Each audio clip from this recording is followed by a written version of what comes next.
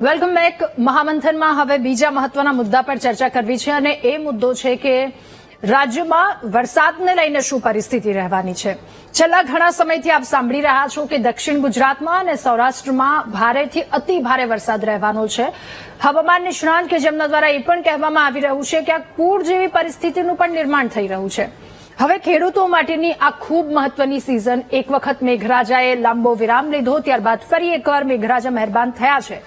તો ખેડૂતો માટે આ વરસાદ કેવો રહેવાનો છે?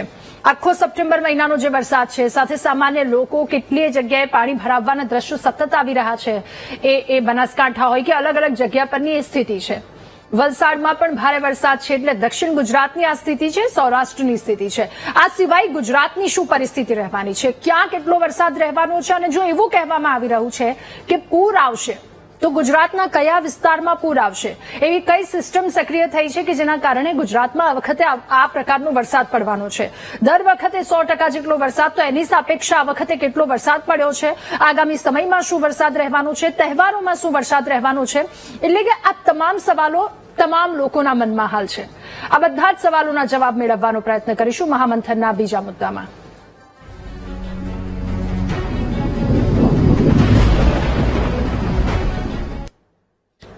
ત્યારે વરસાદને લઈને રેડ એલર્ટ આપવામાં આવ્યું છે કે આ વિસ્તારોમાં ભારે વરસાદ રહેવાનો છે. હવામાનની પરિસ્થિતિ શું રહેવાની છે, આ તમામ સવાલોના જવાબ મેળવીએ.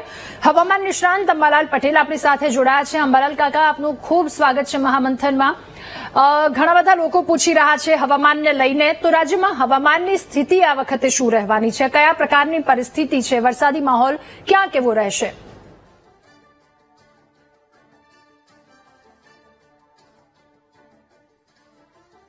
આપના સુધી અવાજ આવી રહ્યો છે? અંબાલાલ કાકા, કયા જિલ્લામાં સૌથી ભારે વરસાદ પડવાનો છે, આખી પેટર્ન શું રહેવાની છે? પહેલા આપની પાસે હવામાનની પરિસ્થિતિ અંગે જોઈએ તો બંગાળના ઉપસાગરની સિસ્ટમ, અપર એર સર્ક્યુલેશન અને સિસ્ટમ થોડી દક્ષિણાવર્તી છે, એટલે ધીરે ધીરે એ ઉપર આવશે. એટલે તારીખ 23 થી 26 ઓગસ્ટ દરમિયાન ઉત્તર ગુજરાતના ભાગોમાં ભારેથી અતિ ભારે વરસાદ થવાની શક્યતા રહેશે. કચ્છના ભાગોમાં પણ વરસાદ થવાની શક્યતા રહેશે અને ઉત્તર સૌરાષ્ટ્રના ભાગોમાં પણ વરસાદ થવાની શક્યતા રહેશે. સૌરાષ્ટ્રના ભિન્ન ભિન્ન ભાગોમાં વરસાદ થવાની શક્યતા રહેશે અને દક્ષિણ ગુજરાતના ભાગોમાં પણ વરસાદ થવાની શક્યતા રહેશે. દક્ષિણ ગુજરાતના ભાગમાં ભારે વરસાદ થવાની શક્યતા રહેશે. પૂર્વ ગુજરાતના ભાગમાં ભારે વરસાદ થવાની શક્યતા છે. પણ ઉલ્લેખનીય છે કે તારીખ લગભગ બંગાળ ઉપસાગરની બીજી સિસ્ટમના કારણે તારીખ 26 થી 28 તારીખમાં અને માસના સુધીમાં ભારેથી અતિ ભારે વરસાદ રાજ્યના વિવિધ ભાગોમાં થવાની શક્યતા છે. કારણ કે એક પછી એક મજબૂત સિસ્ટમો બંગાળ ઉપસાગરમાં થઈ રહી છે. દક્ષિણ ચીનમાંથી જે વાવાઝોડું છે તેના અવશેષો પણ બંગાળ ઉપસાગરમાં આવશે થાઈલેન્ડના માર્ગે થઈને. ત્યારે બંગાળ ઉપસાગરની સિસ્ટમ ફરી શક્ય છે અને 26મી તારીખે એક ડીપ ડિપ્રેશન કે બનવાની શક્યતા છે અને પુનઃ સિસ્ટમ આવશે. એટલે પછી એક આવતી સિસ્ટમોના કારણે તારીખ 23 થી 26 રાજ્યના ઘણા ભાગોમાં વરસાદ થવાની શક્યતા છે. મહારાષ્ટ્રના સંલગ્ન ભાગમાં ભારે વરસાદ થવાની શક્યતા છે. દક્ષિણ ગુજરાતમાં ભારે વરસાદ થવાની શક્યતા છે. કેટલાક ભાગમાં અતિભારે વરસાદ થવાની શક્યતા છે. મધ્ય ગુજરાતના ભાગોમાં પણ ભારે વરસાદ થવાની શક્યતા છે અને અમદાવાદ, ગાંધીનગરના ભાગોમાં પણ તારીખ 23 થી 26 સુધીમાં કેટલાક ભાગમાં ભારે વરસાદ થવાની શક્યતા રહેશે. આ ઉપરાંત ઉત્તર ગુજરાત, મહેસાણા, પૂર્વ ગુજરાત, સાબરકાંઠા, અરવલ્લી, બનાસકાંઠા આ ભાગોમાં પણ વરસાદ થવાની શક્યતા રહેશે. અને તારીખ 28 અને તે પછી બંગાળ ઉપસાગરમાં બનતી એક પછી એક સિસ્ટમોના કારણે વરસાદ આવશે. ઘણી વખત આ સિસ્ટમો ઉત્તરવર્તી થઈ અને ઉત્તર ભારત તરફ જતી રહેશે, ક્યારેક તરફ નીચો આવશે અને ક્યારેક સિસ્ટમ લગભગ મહારાષ્ટ્ર તરફ જશે. એટલે આ સંતા કુકડી રમતી જે સિસ્ટમો છે તે ઘણી વખત મર્જ થઈ જશે, જેના કારણે રાજ્યના ભાગોમાં ભારેથી અતિ ભારે વરસાદ તારીખ 28 સુધીમાં અને ત્યાર પછી આ માસના અંત સુધીમાં આવવાની શક્યતા રહે છે અને સપ્ટેમ્બરની શરૂઆત સુધીમાં પણ આવવાની શક્યતા રહે છે. આજે પણ અમદાવાદ, ગાંધીનગરમાં ભારે વરસાદી ઝાપટા પડી શકવાની શક્યતા રહે છે. કેટલાક ભાગમાં હળવા વરસાદી ઝાપટા પડી શકવાની શક્યતા રહે છે. અને વધુમાં જોઈએ તો ઉત્તર ગુજરાતમાં થતા ભારે વરસાદના કારણે સાબરમતી નદીમાં પાણીનો આવરો કે સાબરમતી બે કાંઠે થતી જોવા મળશે. નર્મદાના 4 વિસ્તારમાં ભારે વરસાદ થતાં લગભગ સરદાર સરોવર ડેમમાં જળની સપાટી વધી શકવાની શક્યતા રહે છે અને નર્મદા પણ બે કાંઠે થવાની શક્યતા રહે છે. તાપી નદીનું જળસ્તર પણ વધવાની શક્યતા રહેશે. પણ ઉલ્લેખનીય છે કે તારીખ 23 ઓગસ્ટ પછી વર્ષા ઋતુ સમાપ્ત થઈ શરદ ઋતુ થતી હોય છે. એટલે શરદ ઋતુમાં વાદળો જ્યાં ચડી ત્યાં પડતા હોય છે. એટલે એક પછી એક સિસ્ટમો જ્યાં વાદળો વધુ આવશે ત્યાં વરસી જશે. એટલે ભિન્ન ભિન્ન ભાગોમાં ભારે વરસાદ થતાં આ વરસાદી સિસ્ટમોના કારણે લગભગ રાજ્યના ઘણા ભાગમાં પૂર જેવી સ્થિતિનું પણ નિર્માણ થઈ શકે. જેમાં ઉત્તર મધ્ય ગુજરાતના ભાગોમાં ભારેથી તીવ્ર વરસાદ થવાની શક્યતા રહેશે. સાબરમતી નદીમાં પણ પાણીનો આવરો આવી શકે. અન્ય નદીઓમાં પણ પૂરની સ્થિતિ બની શકે. દક્ષિણ ગુજરાતમાં તાપી નદીનું જળસ્તર વધી શકે.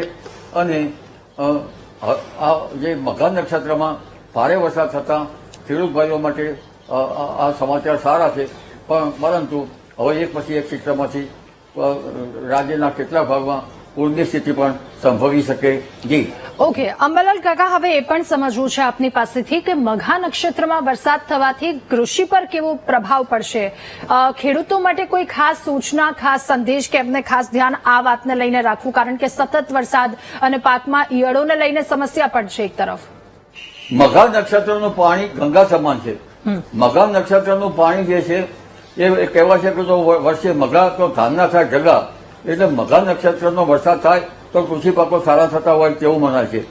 અને એટલે આ મઘા નક્ષત્રમાં વરસાદ થાય અને તેનો રિચાર્જ કરવામાં આવે તો સારું. મઘા નક્ષત્રમાં વરસાદ થતાં કૃષિ પાકો જાણે લહેરાતા હોય તેવું જોવા મળશે. અને કૃષિ પાકોનો ઉગાવો સારો થવાની શક્યતા વધી જતી હોય છે. કારણ કે પહેલાના જમાનામાં લગભગ પાણીની ટાંકીમાં મઘા નક્ષત્રનું પાણી સાચવી રાખવામાં આવતું હતું, જે વર્ષ સુધી રહેતું હતું. એટલે મઘા નક્ષત્રનું ઘણું સારું પાણી આ વખતે વસી રહ્યું છે. જે ખેડૂતોની કહેવતની ભાષામાં કહીએ તો કાચા સોના સમાન આ વરસાદ ગણી શકાય. પરંતુ વરસાદ અત્યારે લગભગ માફક છંદનો છે. વધુ વરસાદ થાય તો નીચાણવાળા ભાગોમાં સતર્ક રહેવાની જરૂર રહેશે. ઉલ્લેખનીય છે કે મઘા નક્ષત્રમાં વરસાદ થયો હોવા છતાં રાજ્યના કેટલાક ભાગમાં ઈયળોનો ઉપદ્રવ પણ વધેલ છે. એટલે ઈયળો માટે પાક સંરક્ષણના પગલાં લેવા સારા રહે. ઘણી વખત પેસ્ટિસાઇડ છાંટવામાં આવતા શાકભાજી ઉપર પણ તેની અસર થતી હોય છે. એટલે તેના અવશેષોની અસર થતી હોય છે. જી અંબાલાલ કાકા, તહેવારોની સિઝન એક બાદ એક તહેવારો આવી રહ્યા છે, તો હવે ગણેશ ચતુર્થી આસપાસ શું વરસાદ રહેશે? હશે તો કેવો રહેશે? પર્યુષણના તહેવારોમાં વરસાદી માહોલ રહેવાની શક્યતા રહેશે. આ ઉપરાંત લગભગ ગણેશ ચતુર્થીના તહેવારોમાં વરસાદની શક્યતા રહેશે. સંવત્સરની આસપાસ વરસાદની શક્યતા રહેશે. રામદેવ પીરના નવરાત્રિમાં વરસાદની શક્યતા રહેશે. અને અંબાજીના ડુંગરાળ વિસ્તારમાં પણ વરસાદ થવાની શક્યતા રહેશે. એટલે યાત્રાળુ માટે ક્યાંક વરસાદ આશીર્વાદ તો ક્યાંક હરકતરૂપ થવાની શક્યતા રહે. કારણ કે હજુ તારીખ 3 થી 14 સપ્ટેમ્બરમાં પણ વરસાદ થવાની શક્યતા રહેશે. અને સપ્ટેમ્બરમાં પણ ભારે વરસાદી ઝાપટા પડવાની શક્યતા રહેશે. જી ઓકે, બનાસકાંઠા અને મહેસાણા બંને જગ્યાએ ભારે વરસાદનું કહેવામાં આવી રહ્યું છે, તો એ પાછળના કારણો શું? એ સિસ્ટમ ત્યાંની કે પછી અરબી સમુદ્રનો ભેજ? અરબી સમુદ્રનો ભેજ, બંગાળ ઉપસાગરની સિસ્ટમો, આ ઉપરાંત અપર એર સર્ક્યુલેશનો, કેટલાક લગભગ 5.8 કે એટલી ઊંચાઈના વાદળો, અપર વિન્ડ, આવા ઘણા જાણા અજાણા બળોના કારણે બનાસકાંઠામાં વરસાદ થવાની શક્યતા રહેતી હોય છે. ખાસ કરીને સિસ્ટમો જે છે એ ઉત્તરવર્તી હોવાથી કેટલાક એની યુ ટર્ન લઈને લગભગ આ સિસ્ટમો રાજસ્થાન તરફ જતી હોય છે. એટલે રાજસ્થાનના સંલગ્ન ભાગો જે છે ઉત્તર ગુજરાતના ભાગોમાં, ત્યાં આ વરસાદી સિસ્ટમના કારણે વરસાદ વધારે થતો હોય છે. અને બીજી વખત અન્ય જોવા જઈએ તો કેટલાક હવાના હળવા દબાણો આ વખતે ભિન્ન દબાણો થયા છે. અને જેની અસર સૌરાષ્ટ્રના ભાગોમાં અને કચ્છના ભાગોમાં વધુ જોવા મળે છે. એટલે હવાના દબાણો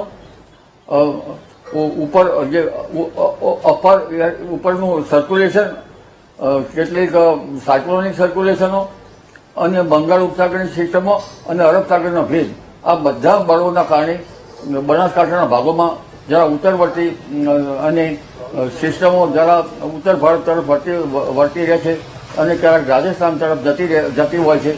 જેના કારણે આ વરસાદ ઉત્તર ગુજરાત બનાસકાંઠાના ભાગોમાં વધારે થતો હોય છે. અને સિસ્ટમો દક્ષિણાવર્તી હોવાના કારણે દક્ષિણ ગુજરાતના ભાગોમાં પણ ભારે વરસાદ થતો હોય છે. એટલે આ સિસ્ટમો જે છે એની અરબી સમુદ્રનો ભેજ, અરબી સમુદ્રના ભેજથી પછી જે આખી સિસ્ટમમાં બંગાળ ઉપસાગરમાંથી જે વળાંક લેતી હોય છે અને એ વળાંકના ઘુમાવ હોય છે એ લગભગ બંગાળ ઉપસાગરમાંથી ઓરિસ્સાના માર્ગોમાંથી, ઝારખંડના માર્ગમાંથી છેક જે ઘુમાવ છે એ પૂર્વ ગુજરાતના ભાગો તરફ જતો હોય છે અને લગભગ ઉત્તર ભારત તરફ જતા, રાજસ્થાનના સંલગ્ન ભાગો તરફ જતા, બનાસકાંઠામાં ભાગોમાં અને દાંતીવાડા વગેરે ભાગોમાં ભારે વરસાદ થતો હોય છે. અરવલ્લીના ભાગોમાં પણ ક્યારેક ભારે વરસાદ થતો હોય છે. જી ઓકે, હવે આપની પાસેથી એ પણ સમજવું કે હાલની આ વરસાદી પેટર્ન છે, શું એમાં અલ નીનો કે પછી લા નીનાનો કોઈ પ્રભાવ છે? આ વખતે અલ નીનોનો પ્રભાવ નથી, લા નીનોનો પ્રભાવ નથી. આ વખતે તટસ્થ છે, કારણ કે પેરુમાં નીનો 3.4 વિસ્તારમાં પેરુમાં જળવાયુ ઠંડા રહે તો એને લા નીનો કહેવામાં આવતો હોય છે. એટલે ત્યાં જળવાયુ ઠંડા રહે તો ત્યાં હવાનું દબાણ લગભગ ભારે હોય અને ઉત્તર ઓસ્ટ્રેલિયામાં હવાનું દબાણ હળવું હોય.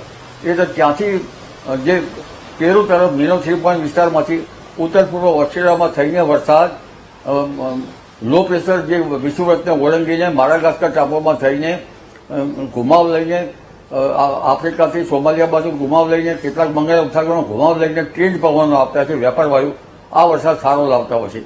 અને અલ નીનો એટલે લગભગ જે